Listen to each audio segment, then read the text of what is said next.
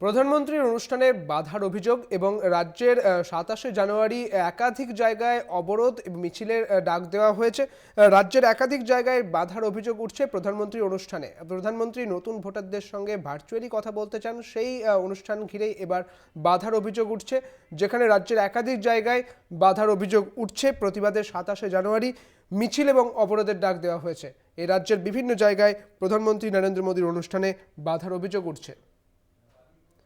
প্রধানমন্ত্রীর অনুষ্ঠানে বাধার অভিযোগ কলকাতা, হুগলি, বিভিন্ন জায়গায় অর্থাৎ রাজ্য জুড়ে এই যে অনুষ্ঠান, অর্থাৎ প্রধানমন্ত্রীর যে অনুষ্ঠান, সেই অনুষ্ঠান ঘিরে বাধার অভিযোগ উঠছে। আমাদের সঙ্গে রয়েছেন আমাদের প্রতিনিধি দেবাশিস রয়েছেন আমাদের সঙ্গে। দেবাশিস, এই যে বাধা দেওয়া হচ্ছে তা কাদের পক্ষ থেকে দেওয়া হচ্ছে এবং কি বিষয়ে এই বাধা, কি অভিযোগ রয়েছে? দেখো, নবমতদাতা সম্মেলন অর্থাৎ আগামী আজ জাতীয় ভোটার্স ডে। এই ভোটার্স ডে কে কেন্দ্র করে নরেন্দ্র মোদী প্রধানমন্ত্রী তিনি নতুন ভোটারদের সঙ্গে কথোপকথন করবেন, এমনটাই ছিল কর্মসূচি। জানিয়ে বিজেপি গত 11 তারিখ থেকে 24 তারিখ পর্যন্ত বিভিন্ন জায়গায় প্রচার করেছে। মিস কলের মাধ্যমে মানুষের সঙ্গে যোগাযোগ, নতুন ভোটারদের সঙ্গে যোগাযোগ। তারাও প্রায় এই রাজ্যে প্রায় লক্ষাধিক মানুষের সঙ্গে তারা যোগাযোগ করছে, এমনটাই দাবি বিজেপি এবং বিজেপির যুব মোর্চার পক্ষ থেকে। সারা দেশে প্রায় 5,000 এরকম শিবির করা আছে, যেখানে প্রধানমন্ত্রীর সঙ্গে ভার্চুয়ালি কথা বলতে পারবেন নতুন ভোটাররা।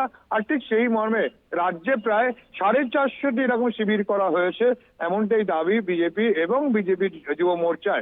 ঠিক সেই জায়গায় যখন সকালবেলা এলইডি স্ক্রিনে বেশ কিছু জায়গা থেকে অভিযোগ আছে, শ্যামবাজার, এদিকে চুচুড়া, এদিকে ব্যান্ডেল সহ শ্রীরামপুর, বিভিন্ন জায়গা থেকে অভিযোগ আছে যে প্রধানমন্ত্রী যখন ভাষণ দিচ্ছেন সেই সময় কিন্তু পুলিশ তাদের এই এলইডি গুলো খুলে দিয়েছে এবং তাদেরকে সেই প্রোগ্রেশন করতে দেয়নি, এমনটাই অভিযোগ।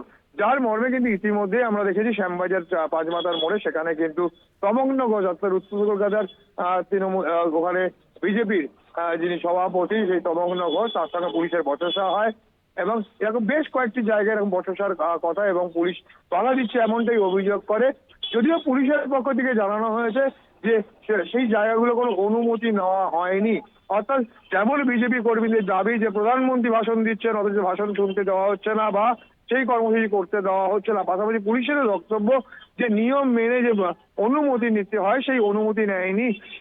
যেমন অভিযোগ করছে চুচুড়া থানার আইসি, তিনি নিজে হাতে করে বক্স বন্ধ করে দিচ্ছে, এরকমটা অভিযোগ বিজেপির পক্ষ থেকে আসছে। কিন্তু পুলিশের বক্তব্য হচ্ছে অনুমতি না নিয়ে এটা করাতেই বেশ কিছু জায়গায় সমস্যা হয়েছে।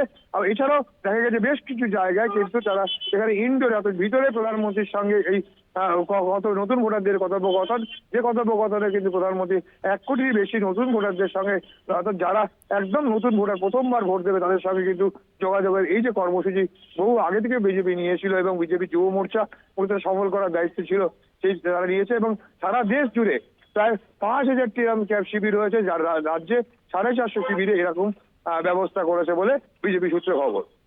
ধন্যবাদ দেবাশিস, আমাদের সঙ্গে ছিলেন আমাদের প্রতিনিধি দেবাশিস সেনগুপ্ত।